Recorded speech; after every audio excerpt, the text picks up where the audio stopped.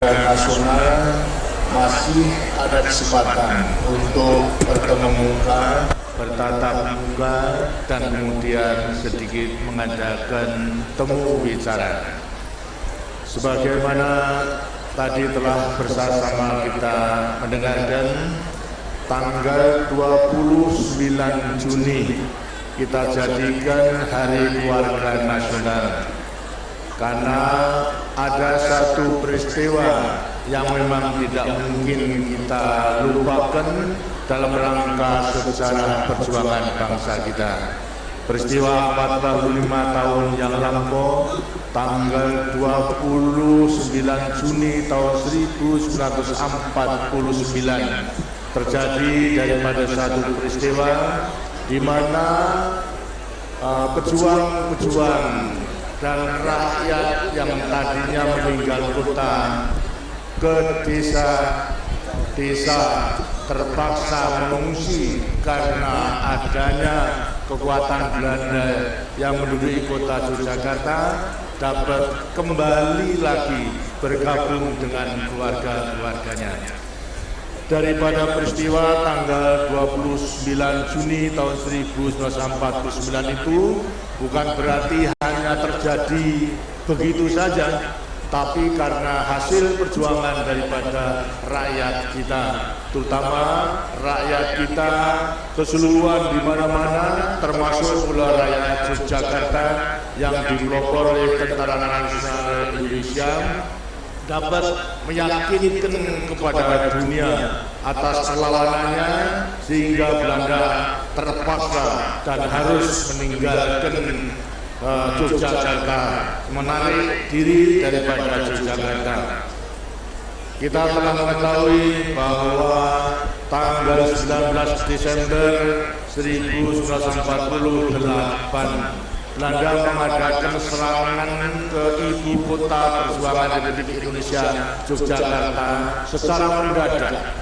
Benar-benar kita kena mendadakan, karena pada waktu itu adalah hari Minggu, sehingga mudah mereka untuk menduduki. Sedangkan satuan-satuan daripada Jogja tidak ada di tempat, akan tetapi di garis depan, di garis demarkasi yang memisahkan antara wilayah kuasanya dikuasai Belanda sama Republik Indonesia.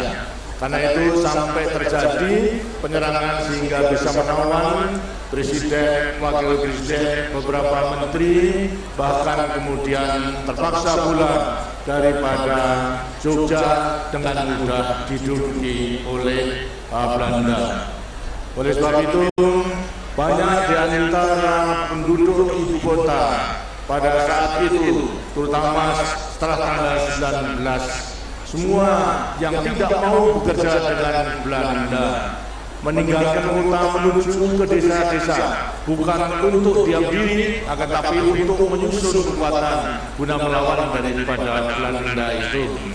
Nah, disinilah terletak pula satu keistimewaan tanggal 20 Desember, di mana bulan-bulan Desember itu dapat dikatakan pada musim-musim peceklik di Yogyakarta. Di desa-desa, di kampung itu tidak ada makan. Akan tetapi semua rakyat yang dari kota ditampung oleh rakyat dan dijamin diberikan tempat, diberi makan seadanya, termasuk pula daripada tentaranya diberi makan. Itulah timbul daripada kesetiakawanan sosial yang kemudian kita jadikan dan kita peringati untuk selanjutnya. Karena dengan bantuan daripada rakyat, keikhlasan rakyat membanggakan daripada rakyat, daripada Tentara Nasional Indonesia untuk melanjutkan perjuangan. Keprihatinan kita pada waktu itu memang terjadi. Apa sebabnya? Tentunya rakyat-rakyat, kenapa Jogja begitu cepat bisa diduduki oleh Belanda? Dengan dirinya menimbulkan kekurangan kepercayaan daripada rakyat. Oleh karena itu, secara kebetulan saya ditunjuk sebagai Komandan Brigade 10 yang selanjutnya menjadi Komandan Birikrais 3 yang meliputi Yogyakarta, bertanggung jawab soal keamanan. Untuk membalikan kepercayaan rakyat itu, maka saya putuskan segera harus mengadakan serangan balasan terhadap Belanda yang menduduki di kota itu. Akhirnya tanggal 20 pula saya putus untuk konsolidasi, membentuk sektor selatan, sektor barat, sektor utara, sektor timur, dan juga di kota sendiri, dengan persiapan untuk melakukan serangan gerilya dan persiapan untuk melakukan serangan serentak dari semua penjuru ke ibu kota. Dan syukur alhamdulillah semua berhasil. Tanggal 30 malam 31, berarti sebelum tanggal 1 Januari, sebagai hadiah daripada tahun baru, Tentara Nasional Indonesia bisa melakukan serangan daripada semua penjuru Indonesia. Disinilah bangkit daripada kepercayaan kita mampu untuk melakukan serangan balasan yang pertama, untuk dapat membangkitkan kepercayaan kembali daripada rakyat terhadap Tentara Nasional Indonesia. Kemudian terus kita adakan serangan umum dari semua penjuru, di samping serangan gerilya juga berulang-ulang kali. Tanggal 30 malam 31, tanggal 9 Januari, tanggal 16 Januari, tanggal 4 Februari. Tapi apa yang kata Belanda? Belanda mengatakan kalau Jogja telah dikuasai, pemerintah telah tidak ada, pimpinan negara telah ditangkap, ekstremis tidak hancur dan lari ke gunung-gunung dan sebagainya. Padahal kita melakukan serangan pada setiap hari dan setiap malam, atau pada tiap-tiap minggu sekali seluruhnya ke kota Jakarta. Karena itulah lahir daripada keinginan untuk membuktikan kepada dunia bahwa TNI masih ada. Maka dilaksanakan serangan umum pada siang hari 1 Maret. Itulah yang terkenal untuk menunjukkan kepada dunia bahwa TNI masih ada, bahwa rakyat masih mengadakan perlawanan. Dan apa hasilnya?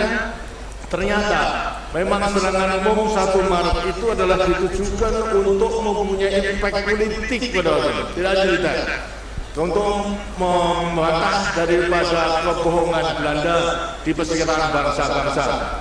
Karena kita mesti mempunyai radio sender, semua peristiwa itu segera bisa ditangkap di dunia, sehingga diplomat kita bisa menggunakan peristiwa 1 Maret itu untuk mencegah, mencanggah daripada kebohongan Belanda. Dan dengan bantuan negara-negara Asia lainnya, akhirnya PBB memutuskan Belanda harus angkat kaki dari ibu kota Republik Indonesia.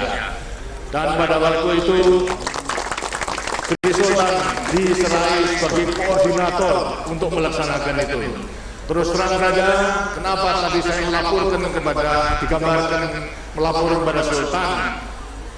Karena pada waktu itu akan diadakan timbang terima dengan Belanda. Saya tolak, karena saya coba kalau mengadakan timbang terima dengan Belanda, seolah-olah saya mengakui bahwa Jogja berkuasa di Yogyakarta, padahal hanya di kotanya saja. Karena itu saya tolak. Polisi pun juga demikian, supaya ambil oper daripada Belanda juga saya tolak. Dalam keadaan perang pada waktu itu polisi di bawah daripada komandan dari Kerais Tiga. Akhirnya apa yang dilakukan? Saya usulkan kepada Sultan, silahkan Belanda itu angkat kaki, soal keamanan di tangan kita, di mana-mana itu yang bisa. Karena apa? Di semua sebir Kerais termasuk di kota, daripada pasukan-pasukan gerilya itu telah menguasai di tempat mana saja, sehingga kalau Belanda tidak ada, dengan sendirinya akan muncul daripada gerilya kita itu. Dan itulah terjadi pada tanggal 29 Juni tahun 1949 yang sekarang kita jadikan hari keluarga nasional itu. Dan ini merupakan sejarah yang memang tidak bisa diungkiri oleh siapapun juga. Dan selanjutnya daripada keluarga menggabung, ketentraman dan timbul, mulai kita konsolidasi untuk membangun daripada negara Republik Indonesia. Tapi dalam rangka sejahteranya, sampai tahun 65 kita masih menghadapi macam-macam kesulitan. Tapi setelah kita bisa mengakhiri pemberontakan dari para partai komunis Indonesia, akhirnya kita bisa mengadakan konsolidasi dan melaksanakan pembangunan. Mulai pembangunan daripada Pelita 1 sampai daripada Pelita kelima, dalam rangka pembangunan jangka panjang yang pertama. Kita telah secara sistematis melakukan program, melaksanakan apa yang telah ditentukan rakyat, melewati garis-garis besar haluan negara, mulai daripada garis besar haluan negara tahun 73, kemudian lantas berikutnya adalah tahun 77, kemudian lantas berikutnya sampai kepada yang terakhir daripada pembangunan jangka panjang yang pertama. Kita telah melakukan usaha untuk mewujudkan cita-cita masyarakat adil dan makmur berdasarkan Pancasila. Itu hanya bisa dilaksanakan kalau kita membangun. Landasan membangun apa? Yang kita sebut trilogi: stabilitas nasional, pertumbuhan, pemerataan. Tiga-tiganya tidak bisa kita pisahkan satu dengan yang lain. Kenapa? Hanya dengan stabilitas nasional kita mungkin memungkinkan membangun. Hanya kalau membangun ada pertumbuhan baru dapat memperbaiki taraf hidup daripada rakyat kita. 25 tahun kita telah bangun, tapi toh belum keseluruhannya rakyat yang memang 60% mulai pembangunan hidup di bawah garis kemiskinan, masih kurang lebih 13,67% tahun 93 masih hidup di bawah garis kemiskinan, kurang lebih masih 25,9 juta. Untuk inilah yang masih menjadi tantangan, termasuk daripada rakyat kita yang masih hidup dalam prasejahtera yang tadi juga telah saya lihat. Untuk mengangkat rakyat kita yang masih hidup di bawah garis kemiskinan, satu-satunya memang kita hanya harus menggunakan landasan yang telah kita capai dalam rangka pembangunan 25 tahun itu untuk melanjutkan pembangunan, meningkatkan pembangunan, bahwa dalam daripada pembangunan itu. Insya Allah bila mana semuanya ini bisa kita laksanakan, tentu juga akan bisa berhasil. Sebagai ansur sekarang untuk memudahkan daripada rakyat, telah kita menentukan kriteria-kriteria yang tertentu. Apa yang dikatakan rakyat yang harus hidup dalam sejahtera itu? Yang gambarkan prasejahtera, sejahtera 1, sejahtera 2, sejahtera 3, sejahtera 3+ dan lain sebagainya. Yang kita utamakan sekarang tentunya harus mengusahakan agar supaya prasejahtera ini meningkat kepada sejahtera 1, meningkat kepada sejahtera 2, meningkat kepada sejahtera 3, sampai kepada sejahtera 3+. Kalau itu telah terwujud, barulah kita bisa menggambarkan masyarakat yang adil dan makmur berdasarkan Pancasila itu akan bisa terwujud. Masyarakat yang adil dalam kemakmuran, makmur dalam keadilan itu akan dapat terwujud. Tapi selama seluruhnya belum tercapai, dengan ini yang mesti harus kita berjuang dengan mati-matian sedemikian rupa sehingga rakyat kita yang masih hidup di bawah garis kemiskinan dapat terangkat. Apa sebagai patokannya? Telah dirumuskan untuk mencukupi kebutuhan minimal atau batas kecukupan daripada hidup untuk hidup dari kebutuhan pangan maupun juga non pangannya. Bagi rakyat di desa diancur-ancurkan supaya mempunyai penghasilan kurang lebih 18.244 rupiah tiap orang tiap bulan. Jadi itu sebagai patokan batas kecukupannya. Jadi kalau sudah memiliki penghasilan per orang adalah 18.244 per bulan per orang, keluarganya berapa dikalikan, itu berarti sudah mencukupi daripada mendekati memasuk batas mencukupi daripada batas kebutuhannya untuk hidup itu. Yang belum dengan si masuk prasejahtera ini harus kita tingkatkan. Semua kemampuan yang ada pada kita harus kita laksanakan. Sekarang ini telah mulai tidak hanya impres desa dalam bentuk yang lama, tapi 20.666 desa yang masih termasuk tertinggal. Dari 65.000 desa ini harus kita dorong. Kita usahakan supaya lebih cepat untuk menjadi desa tidak tertinggal lagi. Karena itu adanya Impres Desa Tertinggal. Ini juga antara lain untuk dapat memberikan kesempatan kepada desa itu segera mampu memberi kehidupan kepada rakyatnya yang di desa. Dan ini tidak hanya daripada pemerintah dengan memberikan 20 juta untuk tahun pertama atau tahun ketiga sebagai modal bergulir namanya, modal revolving di situ. Gitu. Untuk selanjutnya untuk menolong kepada rakyatnya agar supaya yang masih hidup dalam rangka prasejahtera segera bisa diangkat ke sejahtera 1, 2, dan ketiga dan lain sebagainya. Ini pun juga tidak hanya pemerintah, tapi diharapkan masyarakat yang sudah dalam hidup sejahtera 2 atau 3 apalagi 3 plus turut membantu kepada rakyatnya, kepada tetangganya yang masih hidup di dalam rangka prasejahtera itu. Juga sudah kita kerahkan BUMN, BUMN daripada keuntungan 1-5% juga diharapkan supaya turut membantunya. Swasta termasuk daripada yang sukses apa yang kita namakan konglomerat harus membantunya kepada meningkatkan kesejahteraan daripada rakyat itu. Dan ini telah dibuktikan oleh para pengusaha yang sukses itu untuk membantu daripada semuanya, dan saya yakin kalau mereka diberi kesempatan tentu akan rela pula untuk membantunya. Nah, untuk itulah saudara sekalian, semuanya sebetulnya titik berat pada usaha menambah pendapatan dari para atau rakyat kita yang masih hidup dalam prasejahtera maupun sejahtera 1 itu.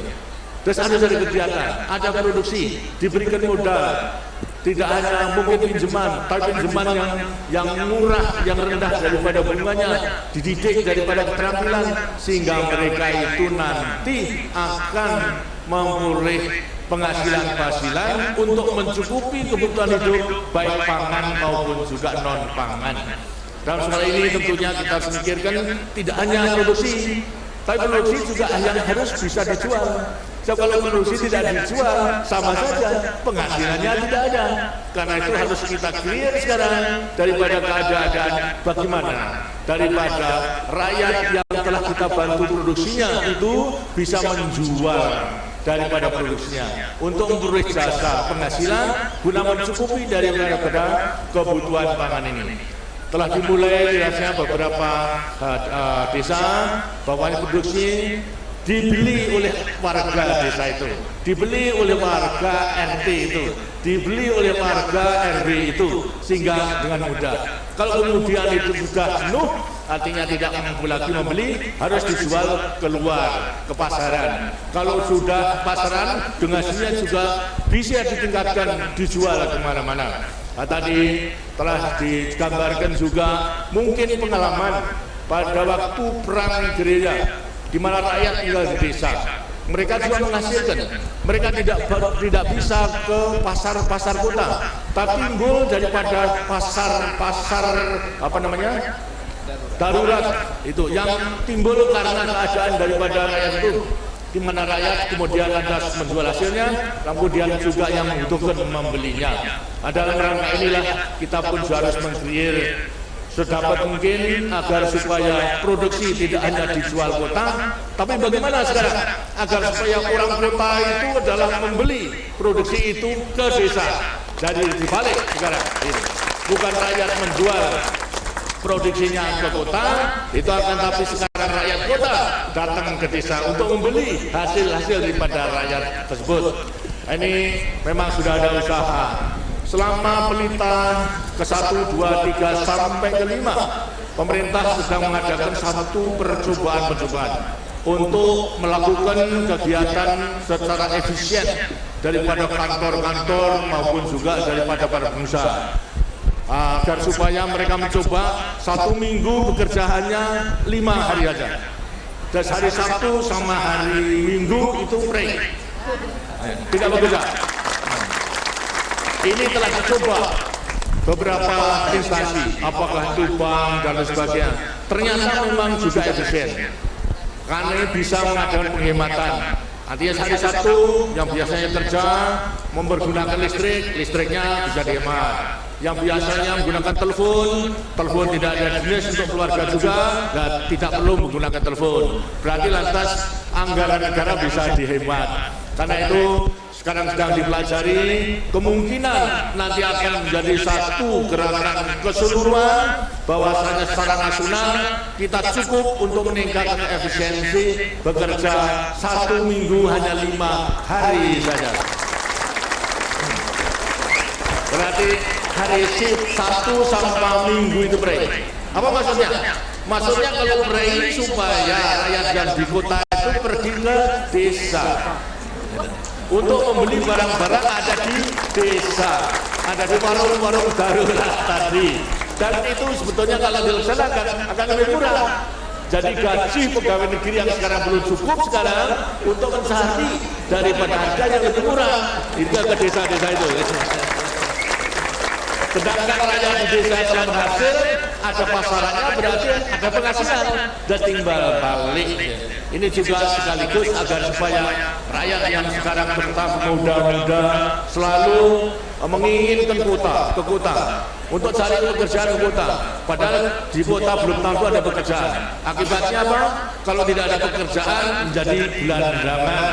Itu jadi tentu akan menyusahkan kota ini sendiri, mengsengsarakan daripada mereka. Nah, dalam rangka ini juga ingin menyetop, memberhentikan pemuda yang biasanya cari pekerjaan ke kota tetap ada di desa, karena ada kegiatan di desa itu. Ditambah lagi nanti ada penduduk, pegawai maupun pengusaha menuju ke desa untuk membeli barang-barang kebutuhan sehari-hari. Karena itulah semua produk harus ditingkatkan. Kalau ini dilaksanakan nanti akan merupakan perubahan daripada kehidupan kita, sehingga rakyat yang ingin meninggalkan desa tidak senang lagi ke desa, akan kembali. Rakyat di kota justru akan mencintai desa itu. Nah, inilah yang akan kita lakukan. Sekarang masih pada waktu akan saya tanyakan daripada rakyat yang masih hidup dalam tahapan prasejahtera. Siapa yang ada di sini tadi? Katanya ada yang mewakili namanya prasejahtera. Coba Ibu, silakan. Tidak perlu malu-malu Ibu, tidak perlu malu. Ya.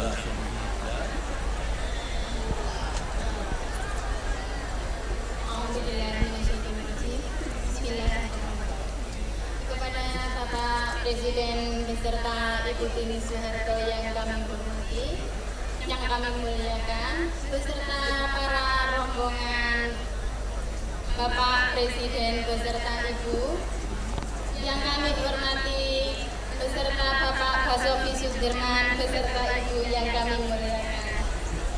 Kali ini saya mau memperkenalkan diri Pak. Nama saya Sri Harju Mulia dari Desa Wonorejo, Kelurahan Wonorejo, Kecamatan Trawulan, Kabupaten Mojokerto, mewakili tingkat Provinsi Jawa Timur.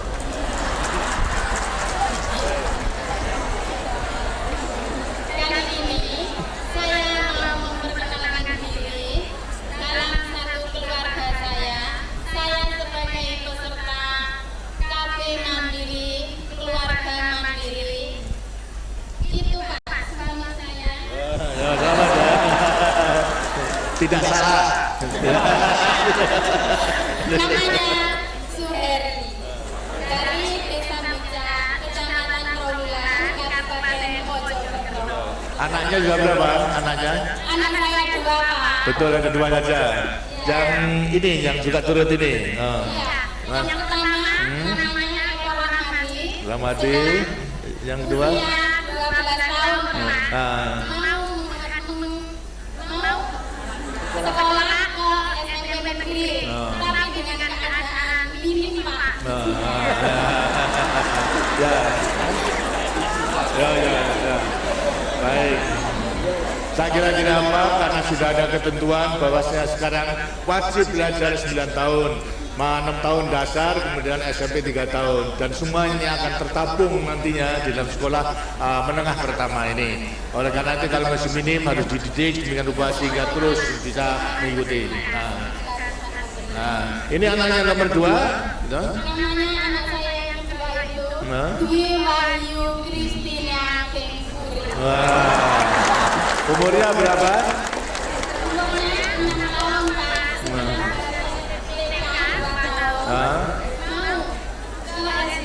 Mau ke SD. Oh, baru akan ke SD. Ada rencana untuk anak ketiga? Enggak. Betul. Jadi sudah mantap ya. Akan menjadi KB Lestari terus toh. Akan ikut serta menjadi KB Lestari karena sudah 2. Nah, sudah ada persetujuan dengan suaminya. Sudah loh, dua-duanya. Kalau belum, sekarang saya saya sampaikan kepada suaminya supaya menjadi KB Lestari terus menerus, jangan sampai dicopot. Itu konsentrasinya. Baik, lantas sekarang jadi dengan demikian ibu merasakan kebahagiaan daripada anak 2 sudah dipenuhi, kemudian lantas laki perempuan sudah dipenuhi, tinggal sekarang meningkatkan kesejahteraan. Apa bekerja di mana? Suami saya sebagai guru tani Pak, tidak menentu penghasilannya. Lantas ibu sendiri? Saya sendiri sebagai saya tidak malu meskipun pekerjaan saya menerangkan kecicilan dan kadang-kadang orang pesen kue saya bikinkan. Baik itu pekerjaan.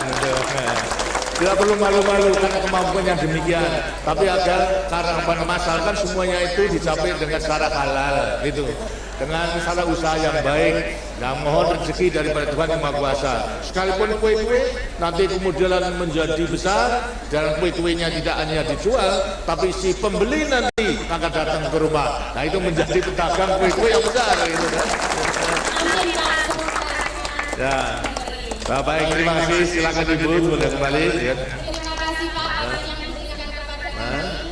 Kami sebagai wakil dari Provinsi Jawa Timur, saya mau memberi salam Bapak dan Ibu kepada Apa? Tadi jalan.